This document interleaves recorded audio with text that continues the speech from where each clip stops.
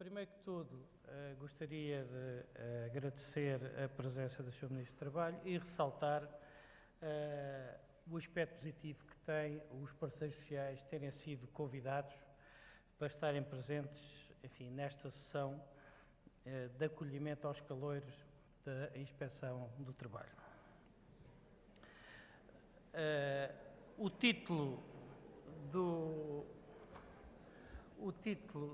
deste seminário é muito complexo e complicado, no entanto, vou tentar abordar 4 ou 5 aspectos que nos parecem relevantes. A Confederação do Comércio e Serviços de Portugal é um mundo, porque para além do comércio abrange diversos serviços que vão desde os serviços de mão de obra intensiva como a limpeza, sistemático. Não vamos aplicar os regulamentos e as leis, mas vamos ter a lucidez de interpretar estas duas situações que são completamente diferentes. E, por vezes, leis e ideias que são interessantes podem-se transformar em elementos negativos nas relações do tecido empresarial. E, com a franqueza que nos caracteriza, nós tivemos recentemente situações desse tipo com a ASAI. A ASAI é uma boa ideia, era uma boa inspeção, tinha sentido económico e político, mas caiu num fundamentalismo de tal maneira que acabou por tornar-se numa fonte de conflito e de atrito permanente negativa para o tecido empresarial. É isso que nós esperamos que, cumprindo com rigor a legislação, com o bom senso, interpretando as situações, sendo, digamos, preventiva mais do que penalizadora e sendo pedagógica, é isso que nós esperamos, precisamente, desta autoridade inspectiva do Ministério do Trabalho. Isto, evidentemente, numa situação que também é delicada, porque também nós sabemos que a crise social acelera a economia informal. Enfim, há números diversos em Portugal, há quem diga que a Europa é 17, Portugal é 22. Francamente, eu não sei bem como é que isso se mede, mas admito que, utilizando, enfim, os padrões europeus e os critérios uniformes, se possam, digamos, achar uma medida. Mas, para mim, mais do que o valor absoluto, se é 17, se é 19, se é 20, se é 22, é o valor relativo.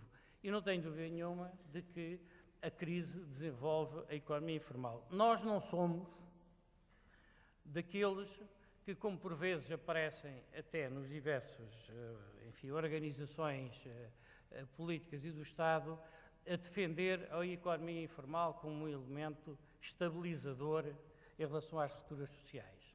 Não, a economia informal é um erro, a economia informal cria concorrência desleal, penaliza os empresários e os trabalhadores que seguem as regras e, portanto, é um elemento negativo da nossa estrutura económica. E por isso é que é extremamente importante, repito, que autoridades como esta percebam quando é que uma empresa é uma empresa informal ou é uma empresa informal, entre aspas, claro, ou é uma empresa que tem uma prática estruturada informal de uma empresa normal, também entre aspas, que tem as suas falhas. E essas falhas ainda são muito mais graves porque no nosso tecido, como já foi aqui referido,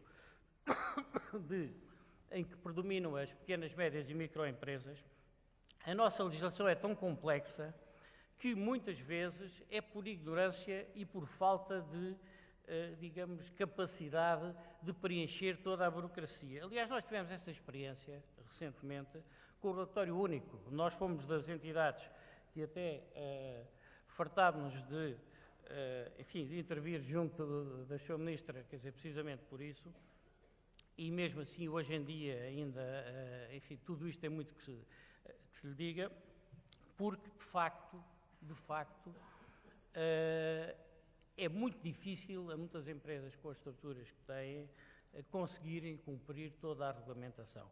E para além de que, e também temos que ser claros, em Portugal nós temos não só falta de qualificação em termos dos empregados, mas temos falta de qualificação em termos dos empresários e muitos deles, como é evidente, não têm preparação suficiente para perceberem muitas vezes a complexidade de todos os processos.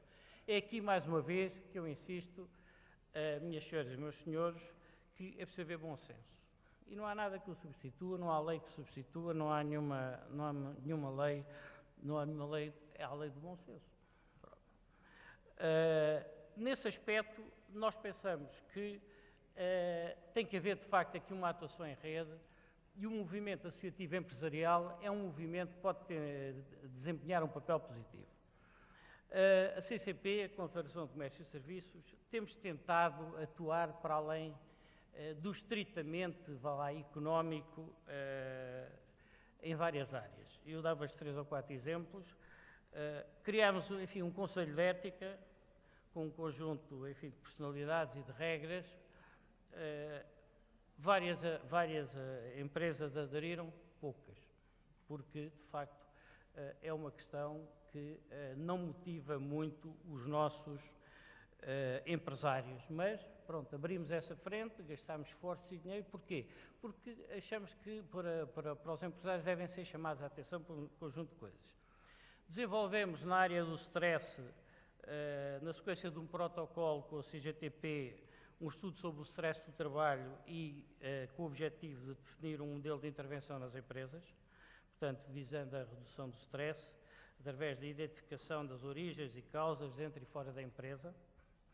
No âmbito do diálogo social e da igualdade, temos desenvolvido várias ações internas, visando informar e sensibilizar os empresários para os problemas de igualdade de género, da conciliação da vida profissional, pessoal e familiar, proteção da maternidade, etc. Estamos neste momento a preparar uma iniciativa conjunta com o UGT no âmbito da higiene e segurança no trabalho, na área da intervenção para a prevenção das lesões musculoesqueléticas, que apresentaremos à ACT. Portanto, nós temos noção de que é preciso melhorar a qualidade, incluindo cultural, não necessariamente académica, mas cultural e a visão do mundo dos nossos empresários. A CCP empenha-se nisso, evidentemente com os meios limitados que tem. Portanto, minhas senhoras e meus senhores, não vos quero amassar muito mais, quero, enfim, sob o ponto de vista da CCP, dar-vos as boas-vindas. Gostaria que todas as formas de colaboração possível fossem incrementadas e, portanto, gostaria que esta fosse, enfim, como diz o cantor, o primeiro dia do resto da nossa vida, numa melhoria significativa e qualitativa das relações entre as associações empresariais, em particular a CCP, e a Autoridade das Condições de Trabalho, que tradicionalmente, aliás, têm sido positivas. Não tive a oportunidade de estar na posse do novo Inspetor-Geral por, enfim, razões da minha atividade e queria deixar aqui também a minha mensagem de colaboração e solidariedade.